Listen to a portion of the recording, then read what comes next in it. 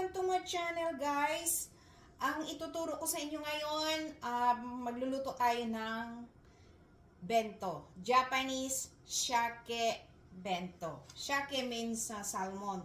Itong salmon, guys, ito siya. Ibabad nyo ng mga 20 minutes sa tubig na kaunting asin at kaunting asukal. Means, ang asin nasa kalahating teaspoon ang inilagay ko. At ang asukal is kalahating teaspoon din. So, binabad ko na ito sa 20 minutes. Ito siya, guys. Tignan nyo. Nakababad na yan siya. O bento ang gagawin. Shake bento ang gagawin natin ngayon, guys, ha. So, wait lang. Ang ilalagay natin sa bento is itong shake at saka yung spinach. Horens spinach. Okay? So, nakababad na yan siya. And, maya-maya, hugasan nyo na yan. Hugasan nyo ng tubig. Yan. Ito siya. Hugasan ng tubig. And, paghugas ng tubig ng punasan nyo ng paper towel. Ganyan. Okay? Wait lang. Ito na siya. So, huwag nyo nang lagyan ng asin kasi timplado na siya doon sa binabad yung tubig na may asin at kaunting asukal. 1/2 ng teaspoon ng sugar, 1/2 ng teaspoon ng asin. So, nyo yung tubig, ipapalangoy nyo sa tubig, parang nagsiswimming, maraming tubig. Okay? Tapos ngayon, hugasan nyo ng tubig na matabang at yan, punasan nyo na. At ready na natin siyang mamaya ko siya sa inyo, i-explain ko sa inyo, guys. Ngayon, ang ilalagay muna natin, gawin natin tong spinach. Kumulo na kasi siya eh. Konting spinach lang, guys. Para lang kasi sa obento. Yan. Kalambutin ng kaunti.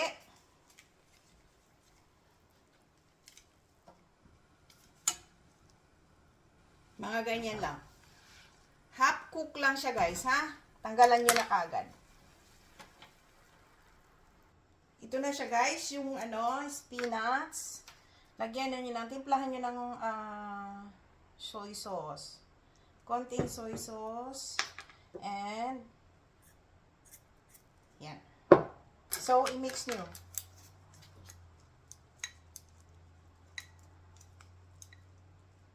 Kasi ilalagay natin ito sa gilid ng obento. Para meron siyang gulay naman. Okay?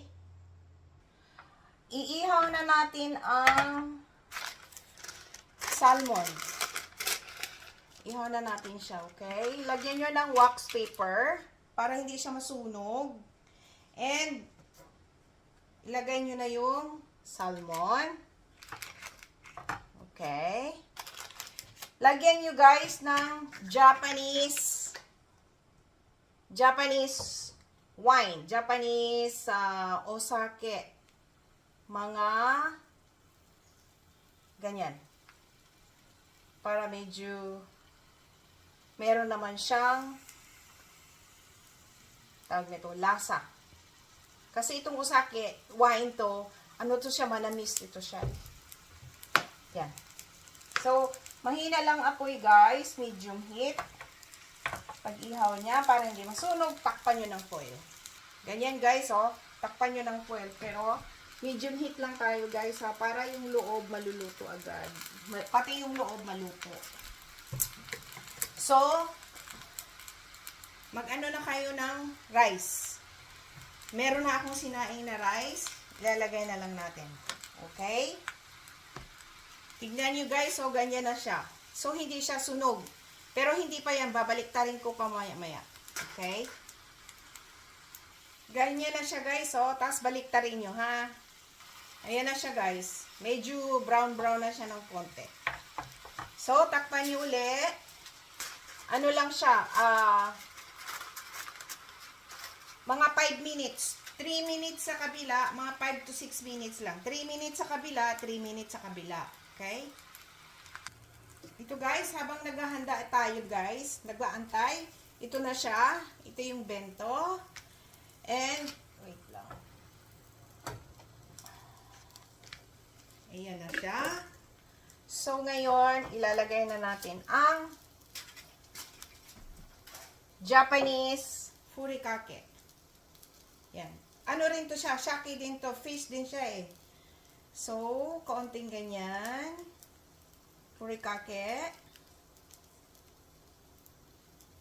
Yan. And, ilalagay na natin ang fish. Ito siya. Here we go. Ay, naku. Jesus Christ. Here we go. Yan. Mahati. Pero okay lang. Yan. Yan na siya, guys. Okay? Shaki bento na yan siya. Okay? Tapos, lagyan nyo ng dito sa gilid, ilagay nyo ang itong spinach. Para meron siyang gulay. Okay? Timplado na yan siya. Meron na yan siyang soy sauce.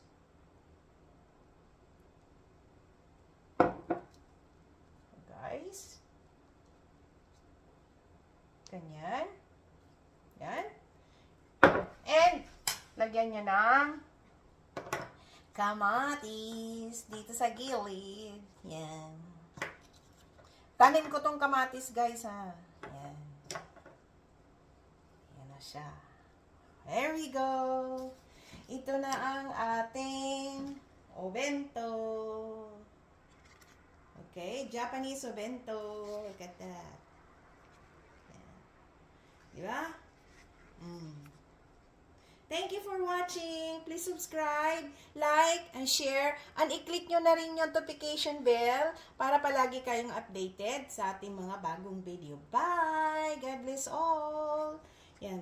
Ito guys. So, ibaon nyo sa mga anak nyo. Kaya baon ko. Ako baon ko sa work to eh. Tapos, takpan nyo. Ito na ang ating obento. Japanese bento. Diba ang ganda? Ang ano niya. Sarap kainin. Diba?